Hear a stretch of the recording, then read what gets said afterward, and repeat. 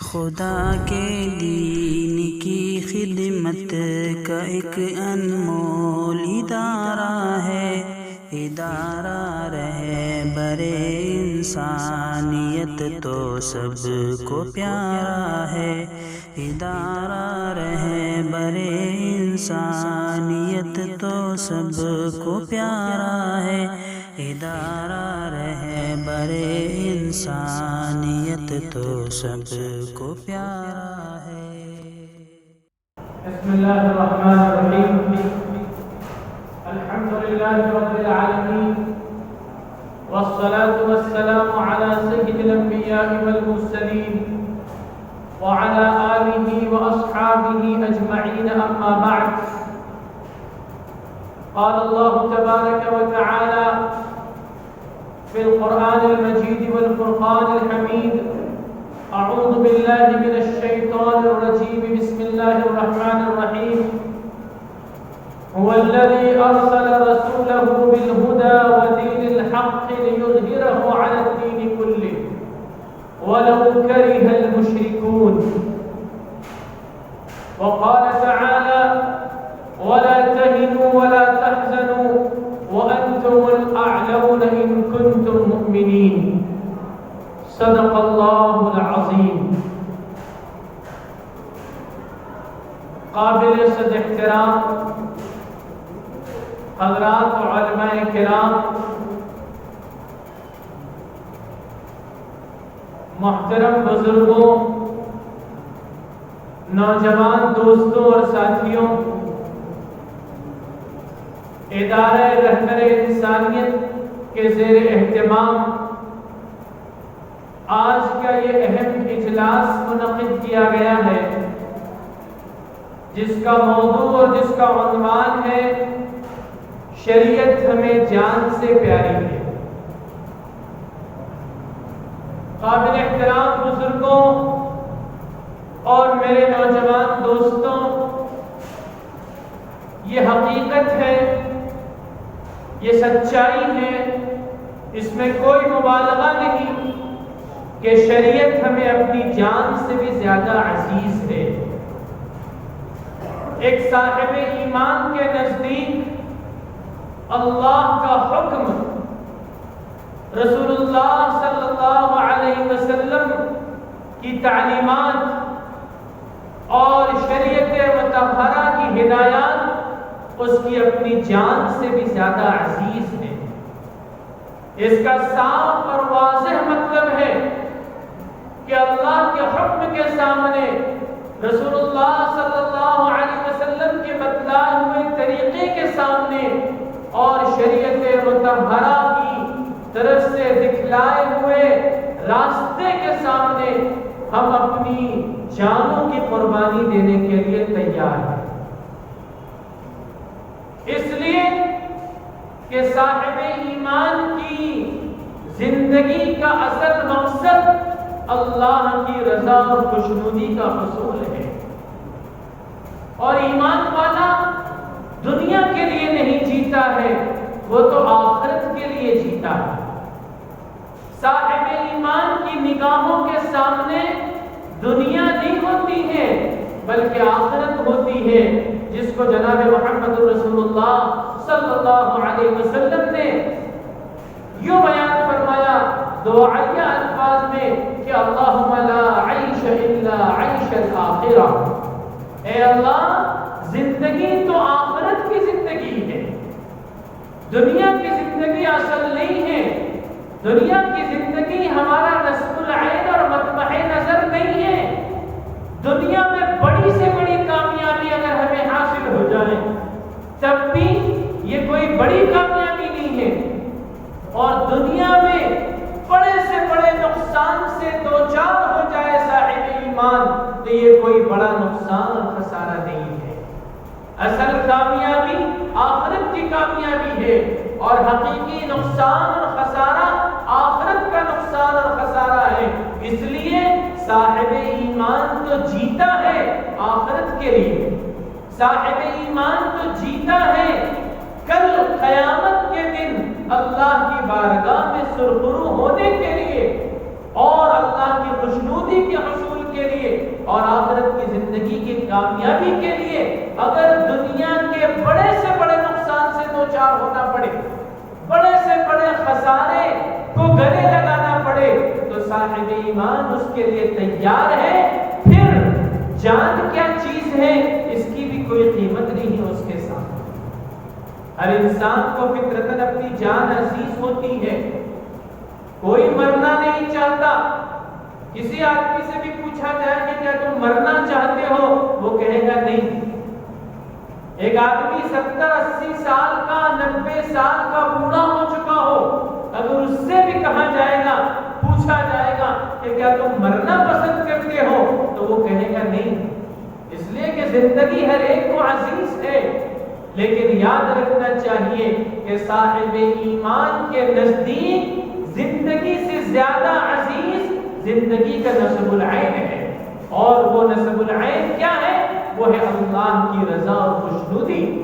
اس اللہ کی رضا اور خوشنودی کو حاصل کرنے کے لیے وہ ہر ایک کو ناراض کر سکتا ہے، وہ ہر ایک کی مخالفت مول لے سکتا ہے، وہ ہر ایک کی دشمنی اور عداوت کو بھی مول لے سکتا ہے، لیکن شریعت مطہرہ سے دستبردار نہیں ہو سکتا۔ اللہ اور اس کے رسول کی ناراضگی کو نہیں مول لے سکتا۔ یہ جذبہ ہر صاحب ایمان کے دلوں کے اندر ہونا چاہیے، اور جب یہ جذبہ ہمارے دلوں کے اندر منحصر ہوگا، تبھی ہم حقیقی معنوں میں ایمان والے ہوں گے، تبھی ہم جا کر حقیقی مسلمان بنیں گے۔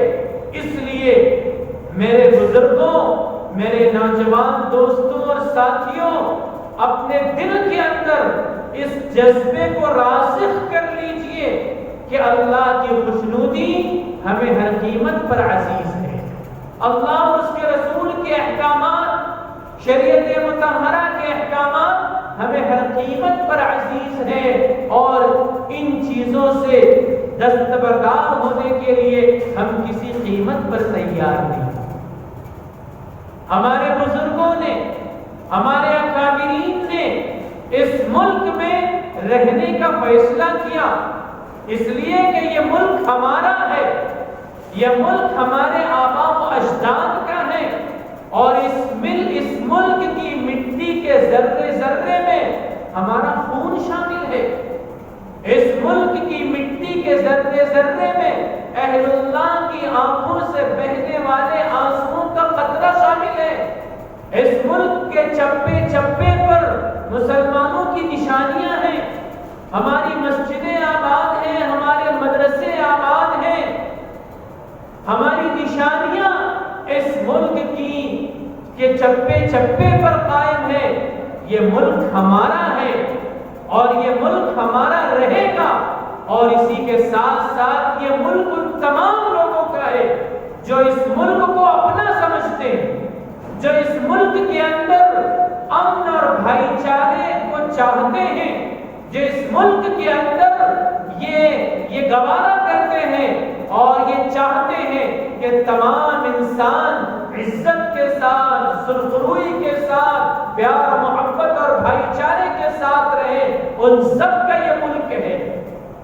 لیکن اگر اس ملک میں بسنے والے کچھ لوگ، یہاں کی کچھ جماعتیں اور یہاں برسر اقتدار آ جانے والی کچھ پارٹیاں اگر یہ سمجھتی ہو کہ اس ملک کے اندر کسی ایک قوم کی اجارہ داری ہے، کسی ایک مذہب کے ماننے والوں کی اجارہ داری ہے، کسی ایک تہذیب، ایک ثقافت، ایک سنسکرتی پر عمل کرنے والوں کی اجارہ داری ہے، تو یہ ان کی بہت بڑی بھول ہے، یہ ان کی بہت بڑی غلطی ہے۔ یہ ملک ہر ہندوستانی کا ہے، یہ ملک ہر اس شخص کا ہے جو اس ملک کو اپنا سمجھتا ہے، یہاں دستور کی بالادستی کو قبول کرتا ہے، اور امن اور بھائی چارے کے ساتھ سارے انسانوں کے رہنے کو نہ صرف وہ گوارا کرتا ہے بلکہ اس میں وہ اپنی خوشی اور مسرت محسوس کرتا ہے۔ ان تمام لوگوں کا یہ ملک ہے، اور اس کے مفہوم مخالف کو بات آپ سمجھ لیجئے کہ یہ ملک ان لوگوں کا نہیں ہو سکتا ہے جو اس ملک کو مذہبی اکائیوں میں تقسیم کرنا چاہتے ہو، یہ ملک ان لوگوں کا نہیں ہو سکتا جو جاتیواد میں اس ملک کو تقسیم کرنا چاہتے ہو، یہ ملک ان لوگوں کا نہیں ہو سکتا ہے جو یہ کہتے ہوں کہ فلاں اور فلاں اقلیت کا اس ملک میں کوئی حق نہیں ہے، جو یہ سمجھتے ہوں کہ فلاں اور فلاں لوگوں کو اس ملک کو چھوڑ کر چلے جانا چاہیے، یہ ملک ان لوگوں کا نہیں ہو سکتا، اس لیے کہ اس ملک کا اتہاس اور اس کی تاریخ اس کی گنگا جمنی تہذیب ہے، ہزاروں سال کا بھائی چارہ ہے، ہزاروں سال کا امن اور محبت کا اور بھائی چارے کا فروغ، یہ اس ملک کی اپنی شناخت ہے۔ اس لیے یہ ملک ہر اس ہندوستانی کا ہے جو یہاں کے دستور کی بالادستی کو تسلیم کرتا ہے، جو یہاں کے امن محبت اور بھائی چارے کی فضا کو قبول کرتا ہے اور یہ سمجھتا ہے کہ اس ملک پر ہر ہندوستانی کا برابر کا حق ہے۔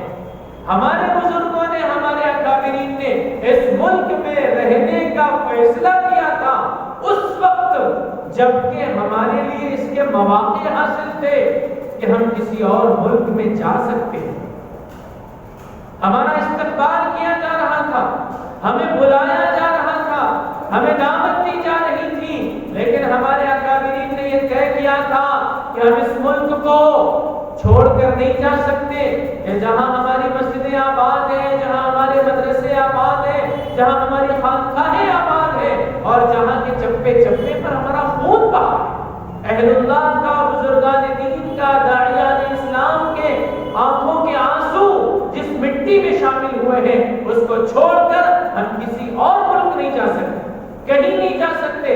ہم نے سوچ سمجھ کر اس ملک میں رہنے کا فیصلہ کیا تھا اور آج بھی اس فیصلے پر ہم قائم ہیں اور ہم کو کوئی ندامت نہیں ہے، ہم کو کوئی شرمندگی نہیں ہے کہ ہمارے بزرگوں اور ہمارے اکابرین نے کوئی غلط فیصلہ کیا تھا۔ ملک کے حالات کتنے ہی نازک ہوں، اس ملک کے اندر مسلمانوں پر مظالم کے کتنے ہی پہاڑ توڑ دیے جائیں اور اس ملک کے مسلمانوں کے حقوق کو چھیننے کی کوشش کی جائے، ان کو 2 نمبر کا شہری بنا کر رہنے کی دعوت دی جائے، ان سارے حالات کے باوجود ہم اس فیصلے پر نادم اور شرمندہ نہیں ہیں۔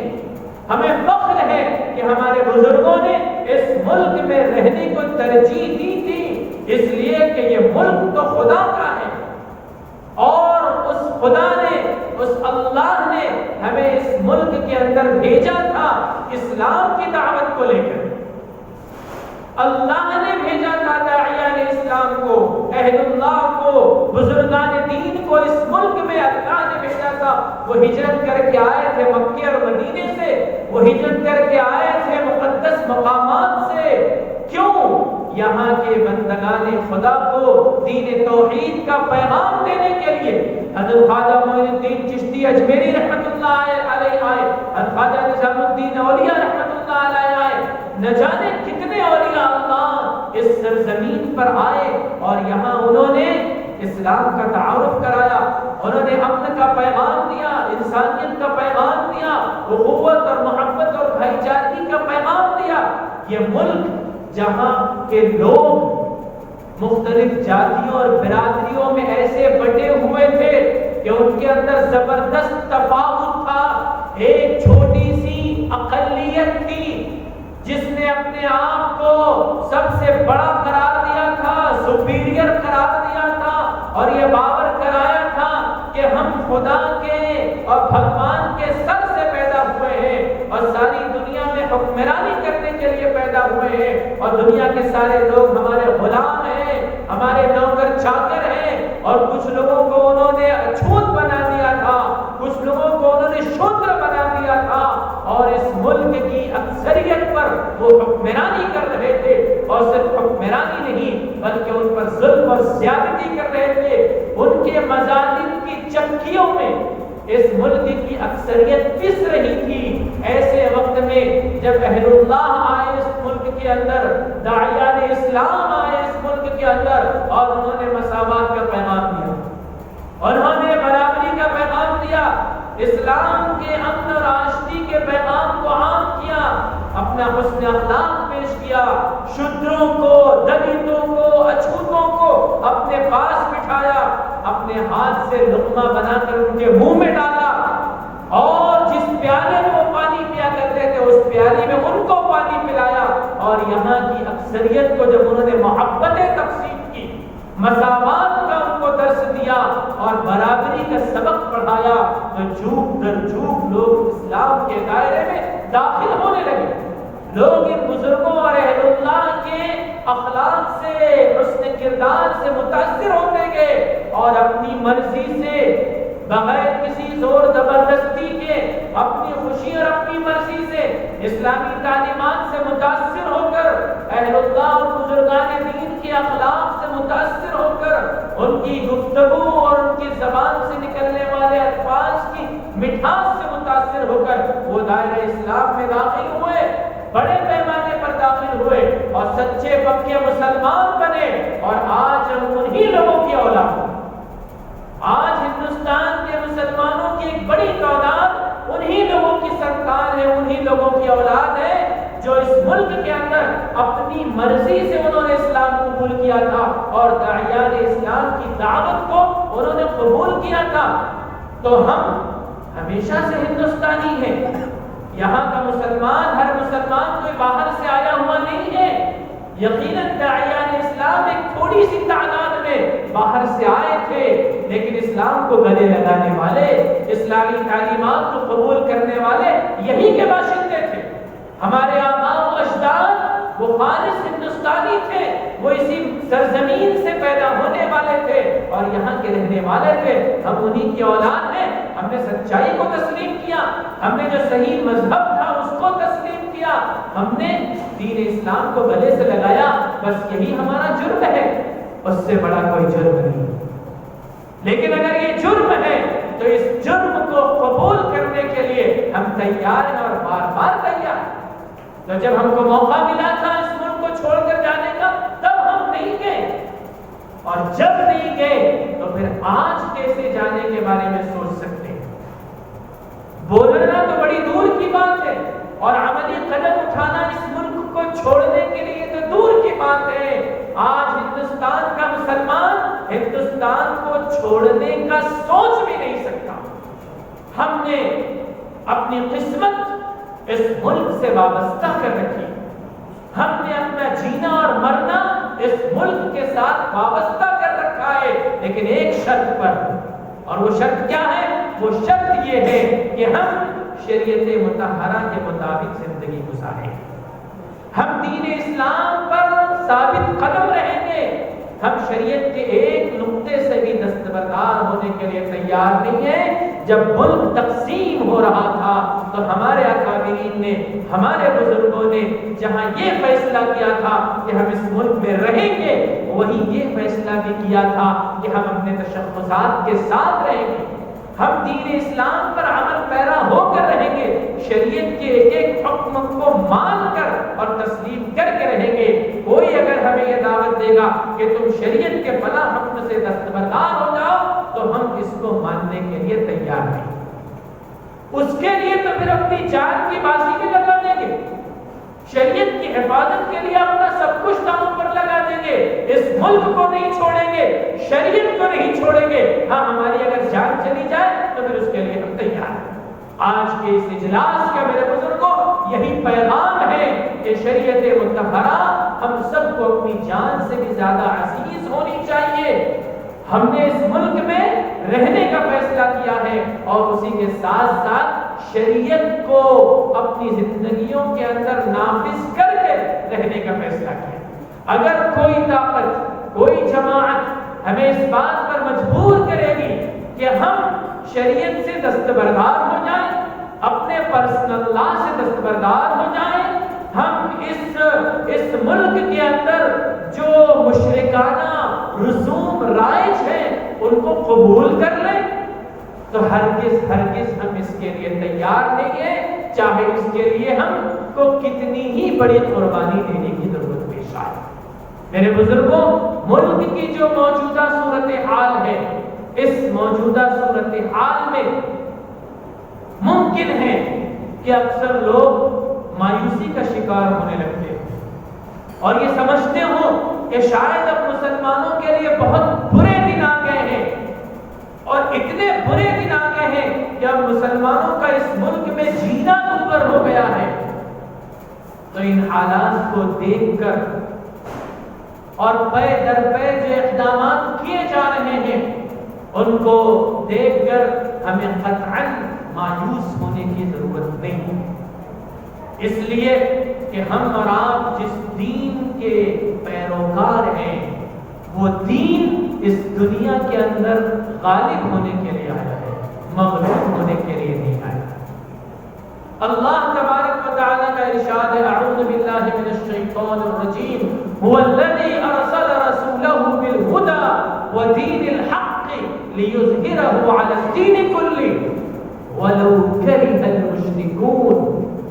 وہ اللہ ہی ہے جس نے اپنے رسول محمد الرسول اللہ صلی اللہ علیہ وسلم کو ہدایت اور دین برحق دے کر اس دنیا کے اندر اس لیے بھیجا ہے کہ محمد الرسول اللہ صلی اللہ علیہ وسلم کا لایا ہوا دین اور آپ کی لائی ہوئی شریعت ساری دنیا کے ادیان پر غالب آ جائے، ساری دنیا کے ادیان پر، ساری دنیا کے مذاہب پر، ساری دنیا کی قوموں پر، سارے دنیا کے افکار و نظریات اور نظام اور ازم پر غالب آ جائے۔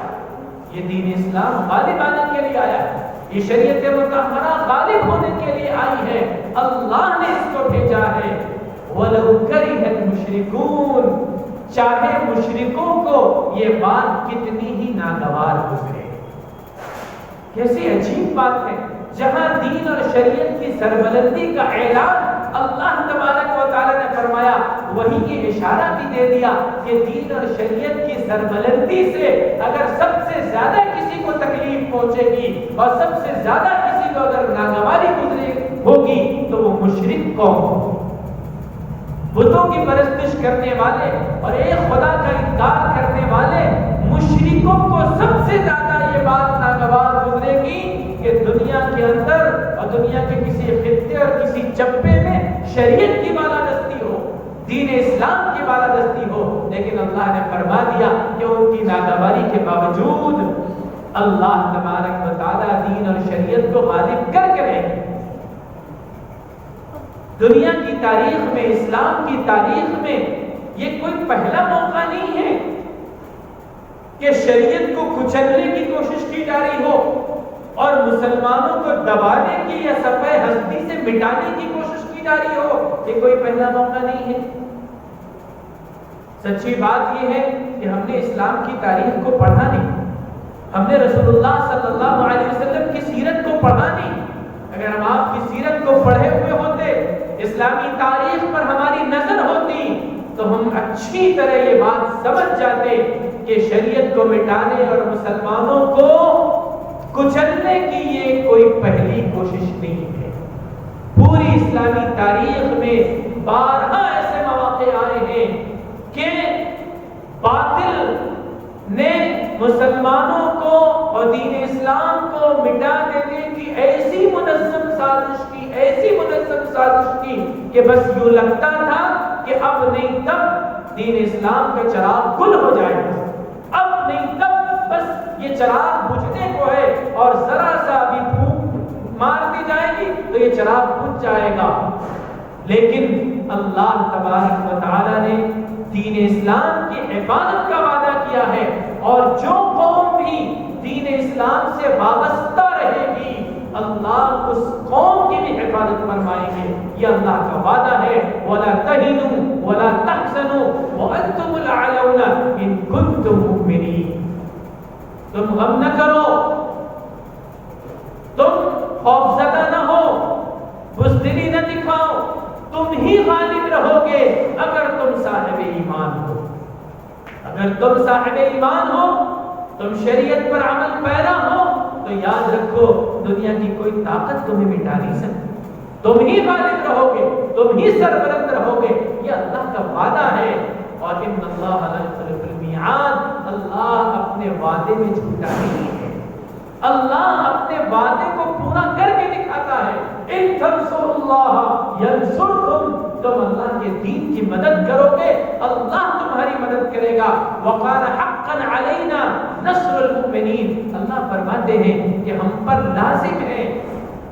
لازم ہے یہ کہ ہم ایمان والوں کی مدد کریں, ان کی نصرت کریں. یہ اللہ کا وعدہ ہے.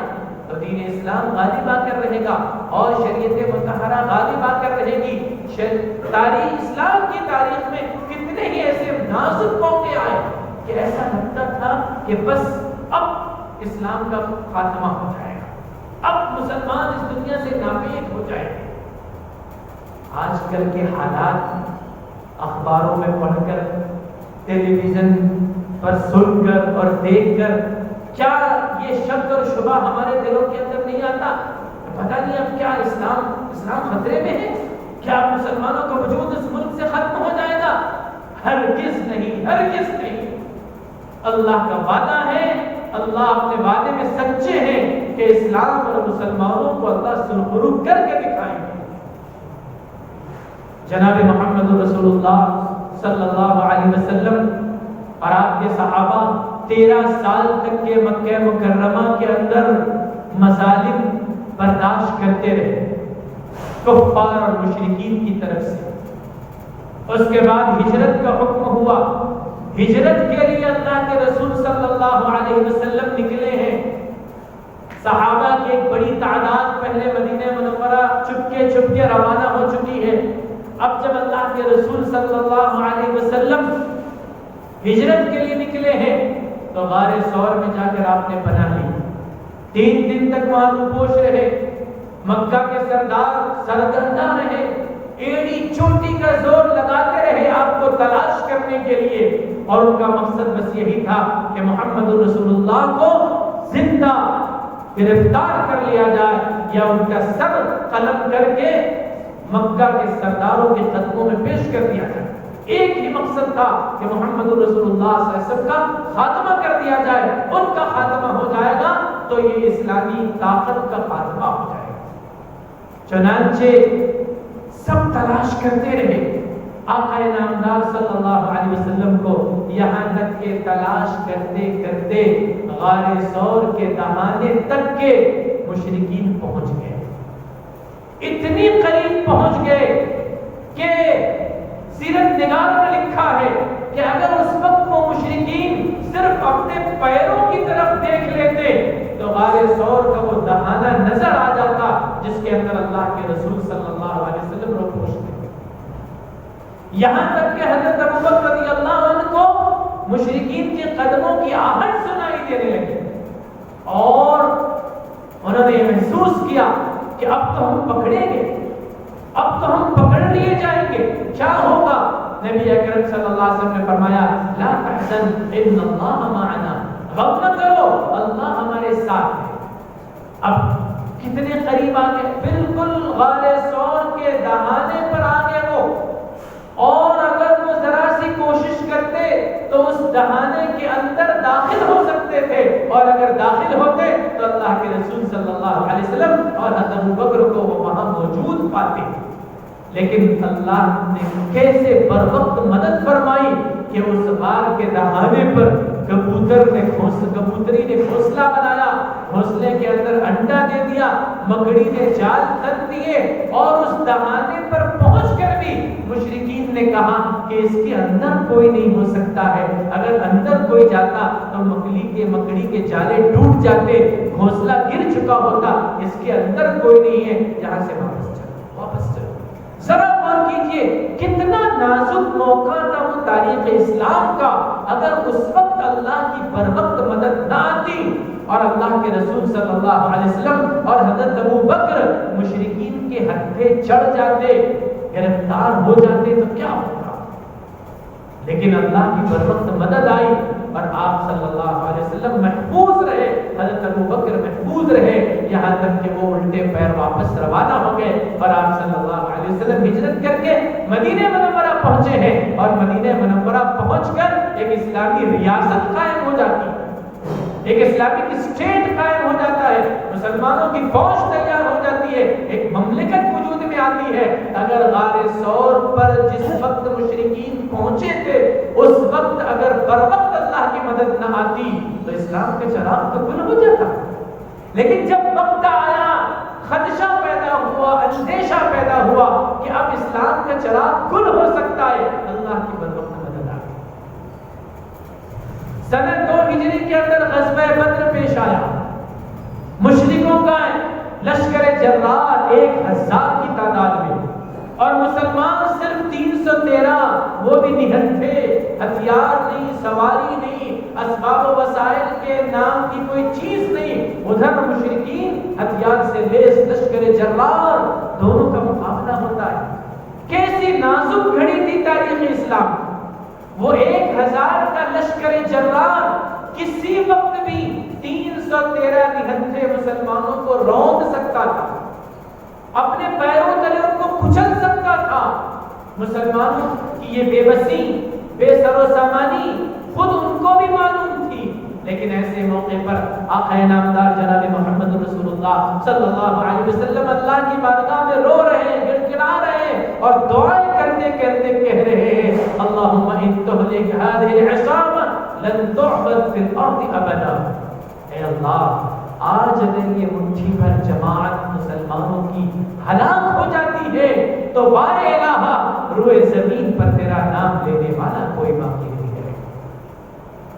اللہ کی رحمت کو جوش آیا، اللہ کی مدد اور نصرت فرشتوں کی شکل میں نازل ہوئی، اور 313 نہتھے مسلمانوں کو 1000 کے لشکر جرار پر فتح حاصل ہوئی۔ وہ تاریخ اسلام کا بہت نازک موقع تھا، کفار و مشرکین سے مسلمانوں کی یہ پہلی لڑائی تھی۔ اس پہلی لڑائی میں، اس پہلے غزوے میں ہی اگر مسلمان روند دیے جاتے، مسلمان کچل دیے جاتے تو اسلام کا چراغ گل ہو جاتا۔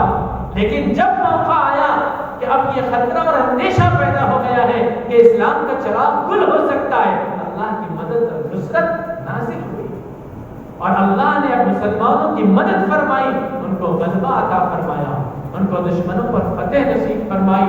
میرے بزرگوں، اللہ کے رسول صلی اللہ علیہ وسلم کی سیرت کے واقعات کو دیکھتے چلے جائیں، پڑھتے چلے جائیں تو بار بار اندازہ ہوگا کہ ایسے نازک واقعات، مواقع امت مسلمہ کی تاریخ میں بارہا آئے، لیکن اللہ کی مدد اور نصرت نازل ہوئی، اور پھر مسلمانوں کو فتح حاصل ہوئی، غلبہ حاصل ہوا۔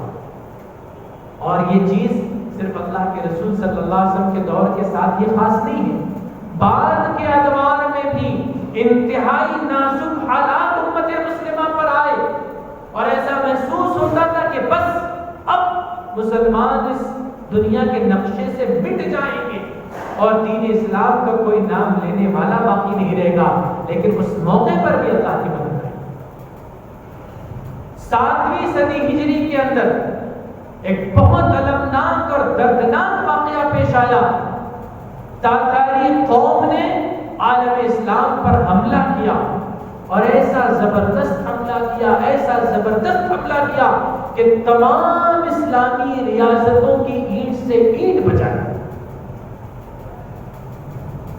اور لاکھوں لاکھ مسلمانوں کو تہہ تیگ کر دیا۔ مسلمانوں کے خون سے سڑکیں نہیں، ندیاں رنگین ہو گئی، اور یکے بعد دیگرے ایک ایک مسلم ریاست کو وہ فتح کرتے ہوئے آگے بڑھتے چلے گئے، اور ایسا محسوس ہوتا تھا کہ اب اس تاتاری فوج کو کوئی روک نہیں سکتا، کوئی اس کا مقابلہ کر نہیں سکتا۔ مسلمانوں میں ایک عام دہشت پیدا ہو گئی تھی، خوف اور ہراس کا ایسا عالم تھا کہ کوئی مسلمان ان تاتاریوں کا مقابلہ کرنے کی ہمت نہیں کر سکتا تھا۔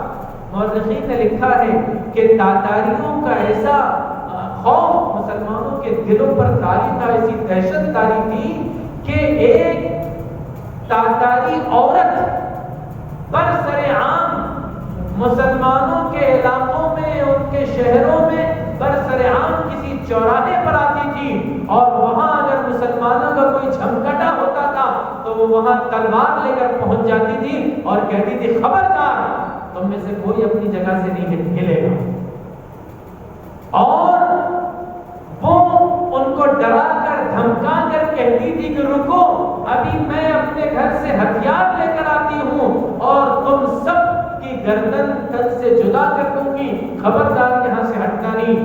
وہ عورت اپنے گھر جاتی، واپس ہتھیاروں سے لیس ہو کر آتی، ان مسلمانوں کی ہمت نہیں ہوتی تھی کہ وہ وہاں سے بھاگ کھڑے ہوں اپنی جان بچانے کے لیے۔ اتنا روب، اتنا خوف اس قوم کا مسلمانوں پر طاری تھا، یہاں تک کہ یہ مقولہ مشہور ہو گیا تھا کہ اگر تم سے یہ کہا جائے کہ تاتاریوں کو شکست ہو گئی ہے تو اس کو تسلیم مت کرنا، چاہے ہر بات تسلیم کر لینا، لیکن اس بات کو تسلیم مت کرنا کہ تاتاریوں کو شکست ہو گئی۔ بغداد کی اینٹ سے اینٹ بجا دی تاتاریوں، عالم اسلام کا مرکز تھا، سب سے زیادہ ترقی یافتہ متمدن شہر تھا، عالم اسلام کا پایہ تخت تھا بغداد، لیکن چنگیز خان کے پوتے ہلاکو خان نے بغداد پر حملہ کیا تو 18 لاکھ لوگوں کو اس نے تہہ تہہ کر دیا، بادشاہ کے محل پر قبضہ کیا اور بادشاہ کو اس نے گرفتار کر لیا، اور بادشاہ کے جتنے وزراء تھے، جتنے مصاحب تھے، ان سب کو وہ باری باری بلواتا اور اس نام پر بلواتا کہ دیکھو بادشاہ کے ساتھ مجھے صلح کرنی ہے، اس صلح کا تم کو گواہ بننا ہے، اس لیے تم سب کے سب آ جاؤ۔ چنانچہ بادشاہ کے وزراء و مصاحبین وہ صلح نامے پر گواہ بننے کے لیے محل کے اندر آتے تو بادشاہ کے سامنے ان کی گردنیں اڑا دی جاتی۔ پھر علماء کے طبقے کو بلایا جاتا کہ ہم کو بادشاہ سے صلح کرنی ہے، تم اس صلح پر گواہ بننے کے لیے آ جاؤ۔ ان کو کچھ خبر نہیں کہ ہم سے پہلے جو وزراء گئے تھے ان کا کیا انجام ہوا۔ وہ علماء آتے، ان کے ساتھ بھی وہی کیا جاتا کہ ان کو ان کی گردنیں اڑا دی جاتی۔ اس طرح شہر کے جتنے معززین تھے، علماء تھے، وزراء تھے، اعیان سلطنت تھے، ان سب کو باری باری تہہ تہہ کر دیا گیا، اور شاہی محل جو ہے وہ لاشوں کا انبار بن گیا، خون کی ندیاں وہاں سے بہنے لگی۔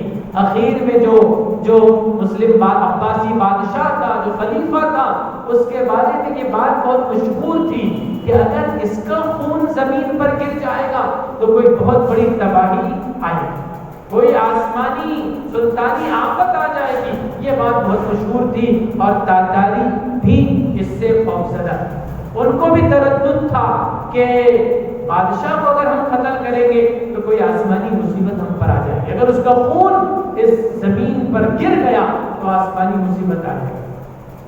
پھر کیا کیا؟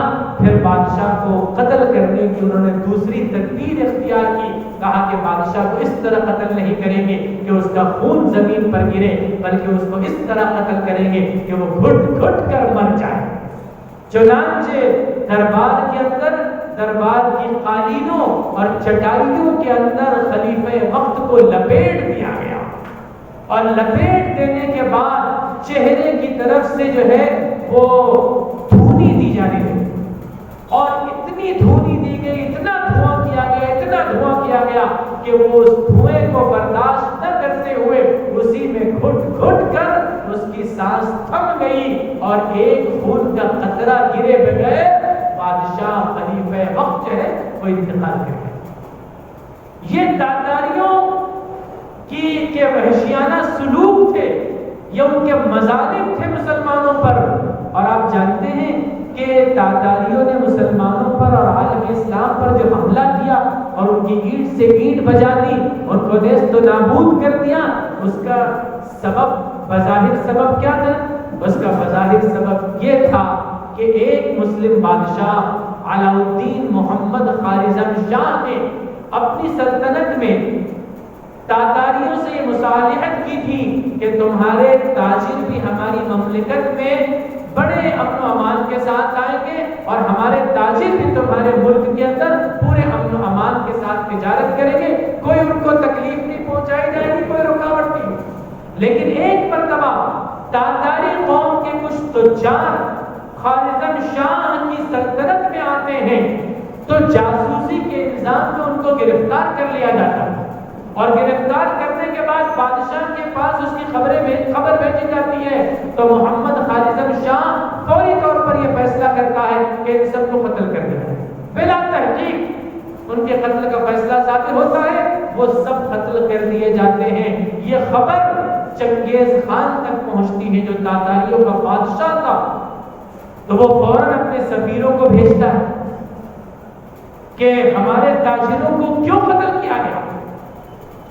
جب وہاں سے سفارت آتی ہے تو ہر ملک کا یہ ضابطہ اور قاعدہ ہوتا ہے کہ کسی دوسرے ملک کے بادشاہ کی طرف سے اگر کوئی سفیر آیا ہے تو عزت اور اکرام کے ساتھ اس کو ٹھہرایا جائے اور اس سے بات چیت کی جائے، گفتگو کی جائے۔ لیکن محمد خالد شاہ اس چنگیز خان کے سفیروں کے ساتھ بھی انتہائی وحشیانہ سلوک کرتا ہے، ان میں سے اکثروں کو قتل کر دیا جاتا ہے اور جو بچے کچے ہوتے ہیں ان کی داڑھیوں کو جلا دیا جاتا ہے، جسم کے ناخنوں کو نوچ لیا جاتا ہے اور وحشیانہ سلوک کر کے ان کو چھوڑ دیا جاتا ہے۔ تو یہ بچے کچے لوگ روتے پیٹتے اپنے ملک پہنچتے ہیں اور چنگیز خان کو اس کی خبر دیتے ہیں کہ ہمارے ساتھ ایک مسلم بادشاہ نے کیا کیا۔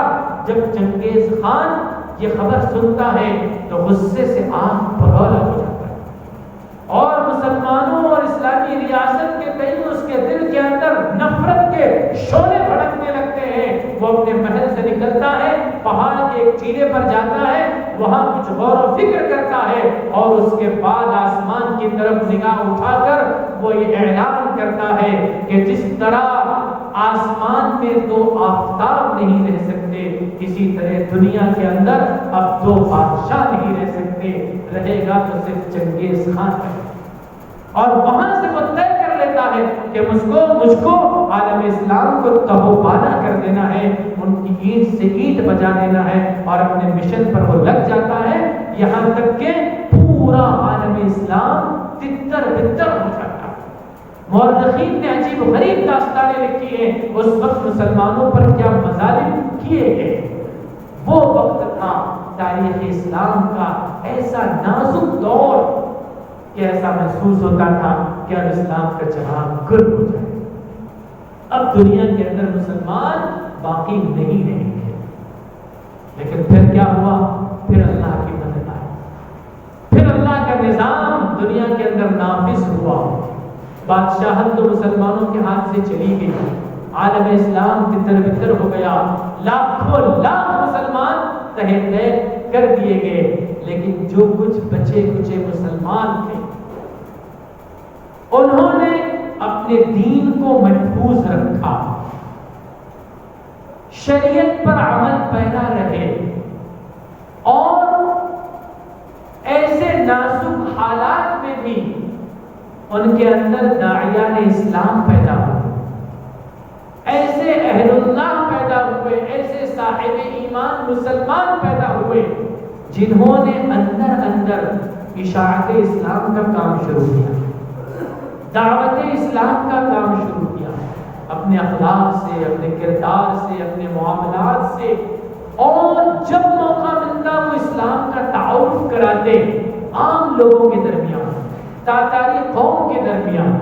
اندر اندر انہوں نے محنت شروع کی، اندر اندر محنت شروع کی، جس کے نتیجے میں غیر معمولی تبدیلیاں آنے ہیں، اور اسلام سے متعلق جو نفرت تاتاری قوم کے اندر بیٹھی ہوئی تھی وہ ماند پڑنے لگی۔ اور اس کے بعد ایک وقت آیا، ایک عجیب و غریب واقعہ رونما ہوا کہ تاتاری شہزادہ جنگل میں شکار کرنے کے لیے نکلا۔ یہ وہ علاقہ تھا کہ جس میں تاتاریوں کے علاوہ کوئی اور جا نہیں سکتا، کوئی مسلمان اس میں قدم نہیں رکھ سکتا تھا۔ ایسے علاقے میں شکار کرتے کرتے اس تاتاری شہزادے کی نظر ایک مسلمان بزرگ پر پڑی جن کا نام شیخ جمال الدین افغانی تھا۔ اس نے کہا کہ یہ مسلمان اس علاقے میں کیوں نظر آ رہا ہے؟ بیچارے راستہ بھٹک گئے تھے اور اس علاقے میں پہنچ گئے جو پروہیبٹڈ ایریا تھا، ممنوع علاقہ تھا، تو ان کو گرفتار کر کے لایا گیا۔ اب تاتاری بادشاہ کے دل کے اندر مسلمان کے تئیں سخت نفرت تھی، اس نے بڑی حقارت آمیز گفتگو کی اور یہ کہا کہ ایک کتا قریب میں تھا، پاس میں تھا، بزرگ سے کہا کہ اچھا بتاؤ کہ یہ کتا بہتر ہے، افضل ہے یا تم بہتر ہو؟ گویا مسلمان کی وہ ایسی تحقیر کرنا چاہتا تھا کہ مسلمان تو کتے سے بھی گرا ہوا ہے، تو پوچھا بتاؤ کہ یہ کتا بہتر ہے یا تم بہتر ہو؟ تو بزرگ نے بڑا حکیمانہ جواب دیا، کہا کہ اس کا فیصلہ بھی نہیں ہو سکتا۔ دیکھو انسان تو ہر حال میں بہتر ہے جانور سے، لیکن ان بزرگ نے کیا کہا کہ اس کا فیصلہ بھی نہیں ہو سکتا۔ کہا کب فیصلہ ہوگا؟ کہا کہ اگر میری موت ایمان پر ہوگی تو میں بہتر ہوں، ورنہ یہ کتا مجھ سے بہتر ہے۔ تاتاری شہزادہ دنگ رہ گیا اس جواب کو سن کر، شزدر رہ گیا کہ یہ ایمان کیا چیز ہوتی ہے کہ اگر اس کے ساتھ خاتمہ ہو تو آدمی کتے سے بہتر ہے ورنہ کتے سے بدتر ہے۔ تو اس نے پوچھا کہ ایمان کیا ہوتا ہے؟ اب بزرگ کو موقع مل گیا ایمان اور اسلام کا تعارف کرانے کا۔ بہترین انداز میں انہوں نے اسلام کا تعارف کرایا، ایسا دل نشین تعارف کرایا کہ تاتاری شہزادہ بسیج گیا اور اسلام سے متاثر ہو گیا۔ لیکن وہ تو شہزادہ تھا، ظاہر ہے کہ اتنی جلدی اپنے قبول اسلام کا اعلان نہیں کر سکتا تھا۔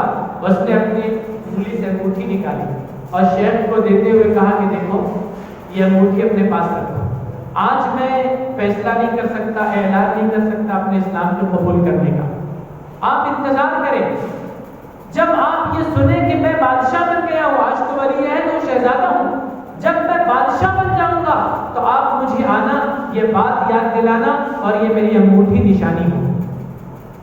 چنانچہ وہ بزرگ چلے گئے، یہ شہزادہ چلا گیا، وقت گزرا، زمانہ گزرا، یہاں تک کہ اس شہزادے کی تاج پوشی کا وقت آیا۔ اب شہزادہ بادشاہ بن گیا۔ بادشاہ بننے کی خبر شیخ جمال الدین افغانی کو پہنچی، وہ بڑھاپے کی آخری عمر کو پہنچ چکے تھے، لیکن امید کی ایک کرن جاگی کہ شاید اب کچھ کام بن سکتا ہے۔ چنانچہ وہ اپنے گھر سے نکل پڑے کہ مجھ کو بادشاہ سے اب ملاقات کرنا ہے۔ دربار میں پہنچے، کون اندر جانے دے گا ایک مسلمان بزرگ کو، ایک عام آدمی کو؟ کوئی اندر جانے نہیں دیا، سب جگہ رکاوٹیں پیدا ہو گئی۔ اب جب دیکھا کہ بادشاہ کے محل میں پہنچنا دشوار ہے تو دور، محل کے دور ایک جھاڑ کے نیچے، ایک درخت کے نیچے انہوں نے قیام کر لیا، وہیں رات گزاری۔ جب تہجد کا وقت ہوا، چاروں طرف سناٹا تھا، تو انہوں نے اذان دینا شروع کیا۔ اذان کی آواز محل سرا میں پہنچ گئی، بادشاہ کی نیند میں خلل واقع ہوا، بادشاہ کو غصہ آیا اور بڑے تیش میں اس نے اپنے سپاہیوں کو بلایا، کس کی آواز سے ہماری نیند خراب ہوئی ہے؟ کون ہے وہ آدمی؟ اسے گرفتار کر کے لاؤ، ابھی اسی وقت گرفتار کر کے لاؤ۔ سب دوڑے دوڑے گئے، شیخ کو کہا کہ آپ کی گرفتاری کا وارنٹ آیا ہے، آپ کو بادشاہ کے حضور میں حاضر ہونا ہے۔ شیخ نے اللہ کا شکر ادا کیا کہ یہی تو ہم چاہتے تھے کہ کسی طرح بادشاہ تک پہنچ جائے۔ بادشاہ کے سامنے لایا گیا، ایک مجرم کی طرح سے کھڑا کیا گیا، لیکن شیخ جمال الدین افغانی نے وہ انگوٹھی اپنی جیب سے نکالی اور بادشاہ کے سامنے پیش کر دیا۔ سب کچھ یاد آ گیا، فوراً اس نے اپنے سپاہیوں کو، درباریوں کو، سب کو روانہ کیا اور شیخ سے گفتگو کرنا شروع کیا۔ شیخ نے ان کو اپنا وعدہ یاد دلایا، پھر سے اسلام کا تعارف کرایا، اسلام کی خوبیوں کو بیان کیا، اور اس وقت بادشاہ نے اپنے قبول اسلام کا اعلان کر دیا۔ اپنے وزراء کو بلایا، اپنے درباریوں کو بلایا اور ان سب کے سامنے اس نے کہا کہ میں آج قبول اسلام کا اعلان کرتا ہوں اور آپ لوگوں سے بھی کہتا ہوں کہ آپ لوگ اسلام قبول کر لو۔ درباریوں نے، وزراء نے کہا کہ جہاں پناہ حضور والا، آپ کے ڈر سے ہم اپنے اسلام کا اظہار کر نہیں رہے تھے، ورنہ آپ سے پہلے ہم اسلام قبول کر چکے۔ چنانچہ بادشاہ نے پوری مملکت میں قبول اسلام کا اعلان کیا اور بادشاہ اور وزراء کے اسلام قبول کر لینے کے نتیجے میں پورے کے پوری تاتاری قوم داخل اسلام ہوئی ہے آیا فتنہ تاتار کے افسانے سے پاسباں مل گئے کعبے کو صنم خانے سے۔ یہ صنم خانے کے پجاری تھے، یہ کعبہ کے پاسباں بن گئے۔ میں یہ عرض کرنا چاہتا تھا کہ مظلومیت کی حالت میں بھی داعیان اسلام نے اپنا کام کیا تھا. ان بچے کھچے لٹے پٹے مظلوم مسلمان شریعت سے وابستہ تھے اور اس شریعت کی دعوت بھی چلا رہے تھے. اس کے نتیجے میں پوری قوم کی کایا پلٹ ہو گئی. یہ اللہ کی مدد اور نصرت کا واقعہ سنہ 7ویں صدی ہجری کا ہے. میں یہ عرض کر رہا تھا کہ جب تاریخ اسلام میں ایسے نازک مواقع آئے ہیں کہ ایسا لگتا ہو اور ڈر پیدا ہو جاتا ہو کہ اسلام کا چراغ گل ہو جائے گا, اللہ تبارک و تعالیٰ نے مسلمانوں کی مدد کی ہے اور اسلام کے چراغ کو ہمیشہ روشن رکھا ہے. آج ملک ہندوستان کے اندر حالت کتنی ہی دیگر کو ہو جائے اور اسلام اور مسلمانوں کے خلاف کتنی ہی سازشیں رچی جانے لگے جائیں اور بل پر بل پاس کیے جائیں, قانون پر قانون بنائے جائیں, مسلمانوں کو گھبرانے کی ضرورت نہیں ہے, مسلمانوں کو مایوس ہونے کی ضرورت نہیں ہے. اگر اس چراغ کے گل ہونے کا خطرہ پیدا ہوگا اللہ کی مدد ضرور آئے گی. یہ چراغ روشن رہے گا, قیامت تک روشن رہے گا.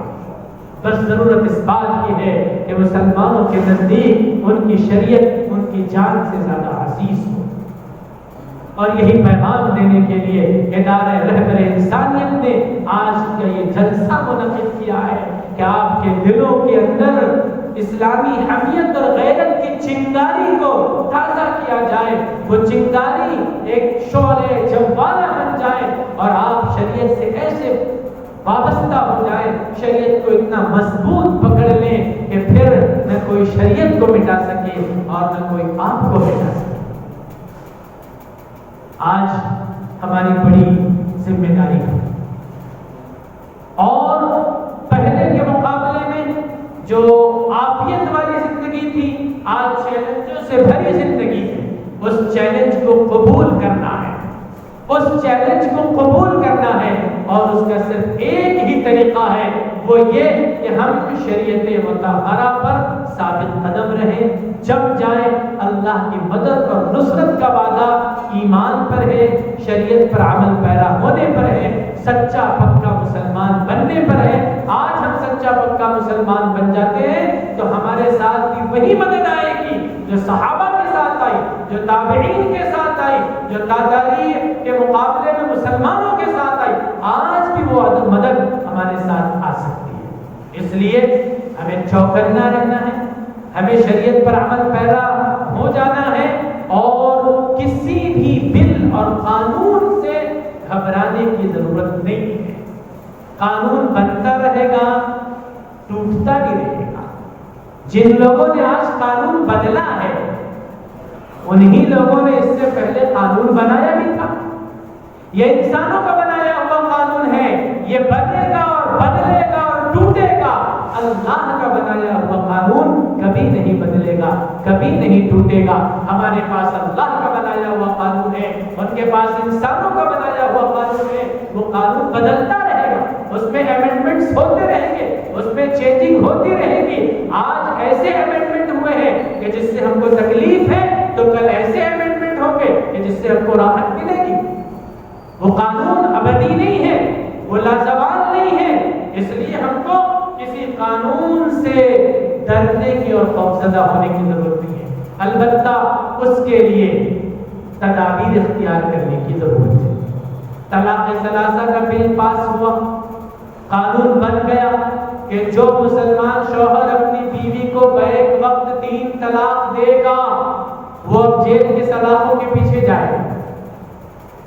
قانون بن گیا, لیکن اس قانون کی زد میں ہم بیٹھے بیٹھے نہیں آئیں گے, یوں ہی نہیں آ جائیں گے. اس قانون کے زد میں اسی وقت آئیں گے جب ہم شریعت کے خلاف عمل کرتے ہوئے ایک ساتھ 3 طلاق دیں گے. اگر کوئی مسلمان ایک ساتھ 3 طلاق نہ دے تو وہ اس قانون کے زد میں کیوں آئے گا؟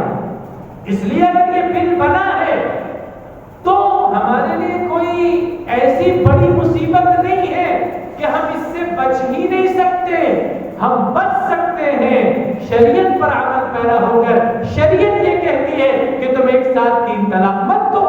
اگر ہم شریعت پر عمل پیرا ہو جائیں گے تو یہ بل اور یہ قانون اس کی زد پہ ہم قطعاً نہیں آ سکتے۔ تو قانون کو بننے اور پاس ہونے سے روکنے کی ہم نے بھرپور کوشش کی، اس لیے کہ یہ شریعت میں مداخلت تھی اور ہم شریعت میں مداخلت کا دروازہ نہیں کھولنا چاہتے تھے، لیکن ہماری ساری جدوجہد اور کوشش کے باوجود یہ ظالمانہ قانون بن گیا ہے۔ تو اس قانون سے بچنے کے لیے راہیں کھلی ہوئی ہے، اور وہ کیسی راہ ہے، کیسا راستہ ہے؟ وہ یہ ہے کہ تم شریعت کے مطابق طلاق دو۔ گویا یہ بل تو ہم کو شریعت پر لانے والا ہے، یہ بل ہم کو شریعت پر لانے والا ہے۔ اس بل کے بن جانے اور قانون کے بن جانے کے بعد بھی ہم شریعت پر عمل پیرا نہیں ہوں گے تو اس کے بعد پھر کون سا وقت ہوگا؟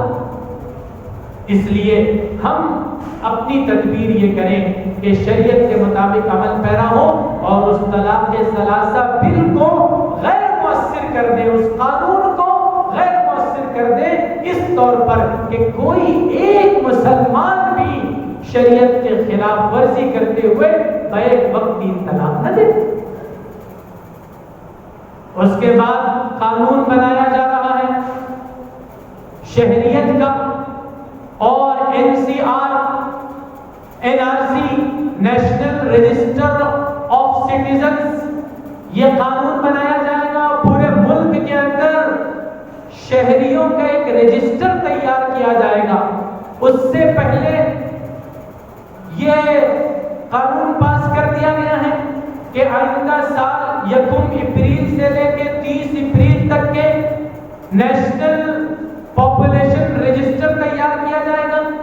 اس میں گھر گھر تک پہنچ کر ہر شہری سے، ہر ہندوستانی سے معلومات دی جائے گی، ڈاٹا کلیکٹ کیا جائے گا، ساری تفصیلات دی جائے گی، اس کو جو ہے کمپیوٹرائز کیا جائے گا اور ہر ہندوستانی شہری کا ڈاٹا اکٹھا کر دیا جائے گا۔ اس کے بعد پھر یہ کہا جائے گا کہ اپنی شہریت کو ثابت کرو، تم ہندوستانی ہو، ثابت کرو۔ یہ چور دروازہ ہے ہزاروں اور لاکھوں مسلمانوں کو غیر ملکی قرار دے، اور یہ بل پاس ہو کر رہے گا، یہ قانون بن کر رہے گا، یہ رجسٹر بن کر رہے گا۔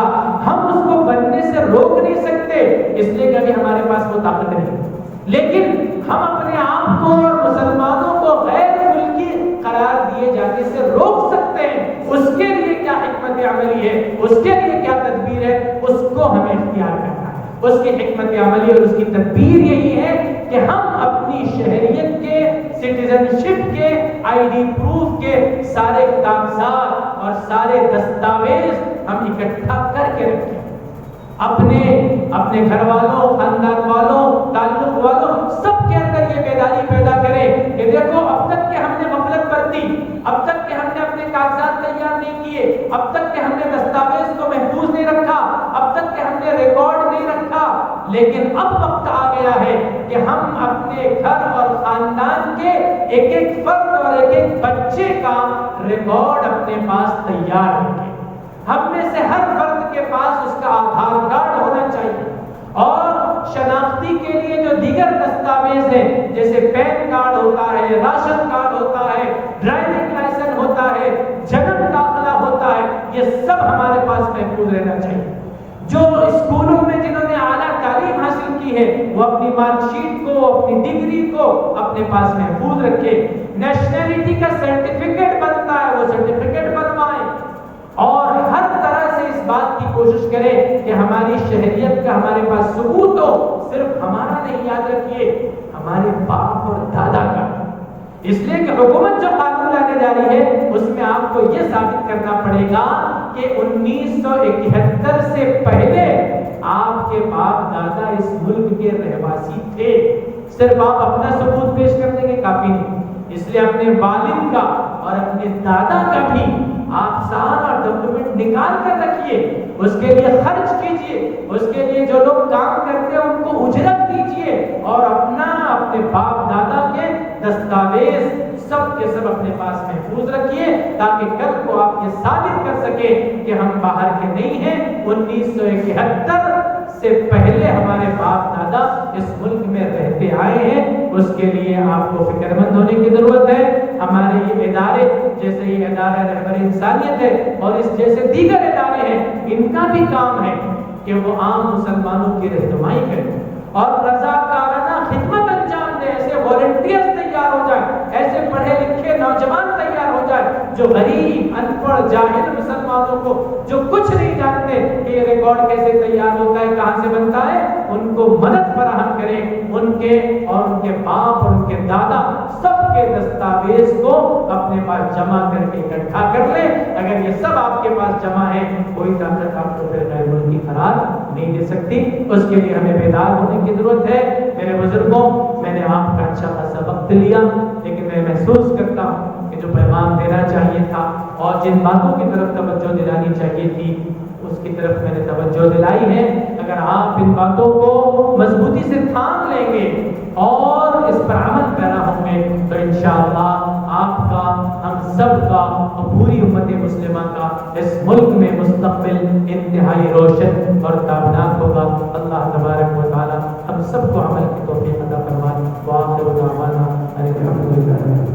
خدا کے دین کی خدمت کا ایک انمول ادارہ ہے, ادارہ رہبر انسانیت تو سب کو پیارا ہے, ادارہ رہبر انسانیت تو سب کو پیارا ہے, ادارہ رہبر انسانیت تو سب کو پیارا ہے.